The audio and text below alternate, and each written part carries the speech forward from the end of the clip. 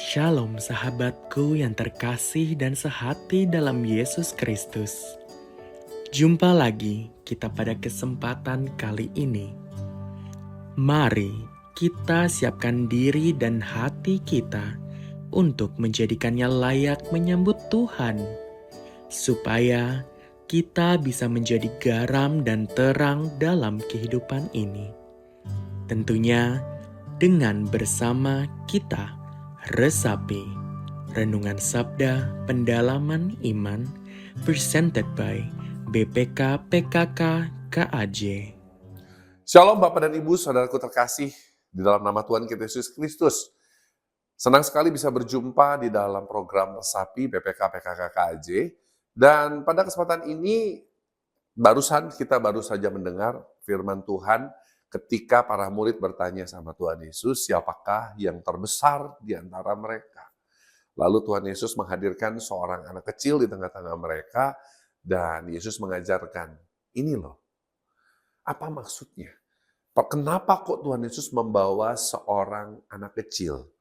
Saudara, saya punya sebuah cerita. Suatu hari di beberapa tahun yang lalu, tahun 1977, terjadi sebuah gempa bumi yang sangat besar di daerah Puerto Rico.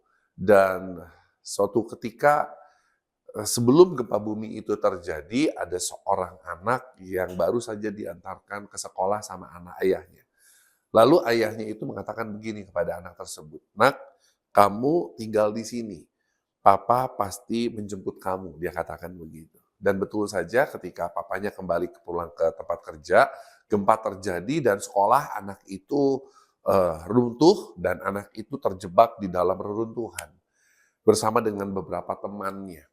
Dan ketika itu terjadi, sementara anak-anak yang lain menangis, si anak ini tetap tegar. Dia malah menasihati pada teman-temannya, dia mengatakan begini, kamu gak usah nangis, kamu tenang aja, papaku pasti akan kembali. Dia menguatkan kepada teman-temannya yang lain. Nah betul saja teman-teman, akhirnya apa yang terjadi 3 hari kemudian, akhirnya tim evakuasi berhasil mengevakuasi, dan ternyata anak itu bersama dengan teman-temannya dievakuasi, dan akhirnya betul dijemput oleh ayahnya. Teman-teman, apa yang menjadi hal yang menarik lewat kisah tadi dengan bacaan Injil yang baru saja kita baca, yaitu bahwa sikap seorang anak. Anak itu setia, anak itu mendengar firman bapaknya, anak itu mendengar apa yang dikatakan oleh ayahnya, dan anak itu menjadi pelaku firman. Kurang lebih begitulah, siapa yang menjadi terbesar di antara kita adalah siapa yang mendengar dan melakukan apa yang dikatakan oleh Bapa di surga melalui putranya Yesus Kristus. Teman-teman terkasih, bagaimana dengan Anda dan saya? Kita selalu dalam hidup ini, kalau saya tanya ke banyak orang, apa cita-citamu? Selalu pengen menjadi orang besar, pengen menjadi sukses, pengen menjadi yang terkemuka. Tetapi firman Tuhan hari ini mengatakan, barang siapa mau menjadi terbesar, hendaklah dia yang menjadi terkecil di antaramu. Oleh sebab itu teman-teman, menjadi orang besar, menjadi terkemuka bukan perkara seberapa banyak uang yang Anda miliki, seberapa tinggi jabatan yang Anda dapat raih, tapi seberapa Anda mau setia dan taat kepada Bapa di surga. Seberapa kita mau setia dan taat menjalankan firman dari Tuhan kita Yesus Kristus. Sebab ketika Anda dan saya menjadi seperti anak kecil tadi, yang mau setia, mendengar, tentu saja saya akan mengatakan kita akan menjadi orang-orang yang tegar menghadapi berbagai kesukaran. Kita akan menjadi orang-orang yang tangguh di dalam menghadapi berbagai badai pencobaan dalam hidup ini.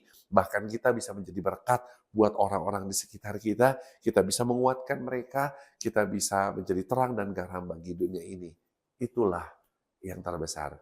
Akhir kata, marilah kita menjadi pendengar dan pelaku firman Tuhan, dan biarlah Tuhan mengangkat kita semakin lebih tinggi ketika kita semakin rendah di hadapan Tuhan.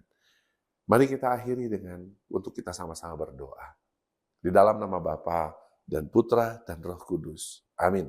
Allah Bapa kami yang penuh kasih, kami sungguh bersyukur kepadamu lewat firman yang kami baca hari ini, kami dengar hari ini. Engkau mengajarkan kepada kami bahwa kami semua harus menjadi semakin kecil di hadapan-Mu, sehingga namamu semakin besar. Berbahagialah mereka yang kecil, lemah, tetapi mereka semua akan ditinggikan. Oleh sebab itu Tuhan, kami datang kepadamu, biarlah kami mau menjadi seperti anak kecil yang kau bawa, yang kau gendong ke tengah-tengah para murid-mu, sehingga kami sungguh-sungguh beroleh berkat. Kau boleh mengangkat kami sebagai anak-anak-mu, dan kami mau menjadi anak-mu yang setia, yang menjadi pendengar dan pelaku dari firman-mu, sehingga kau boleh betul-betul menyatakan janjimu kepada kami. Dan biarlah itu menjadi bagian kami. Ini Tuhan, hidup kami, dan kami serahkan hanya kepadamu demi Yesus Kristus Tuhan dan pengantara kami. Amin. Dalam nama Bapa dan Putra dan Roh Kudus. Amin. Tuhan Yesus memberkati kita semua.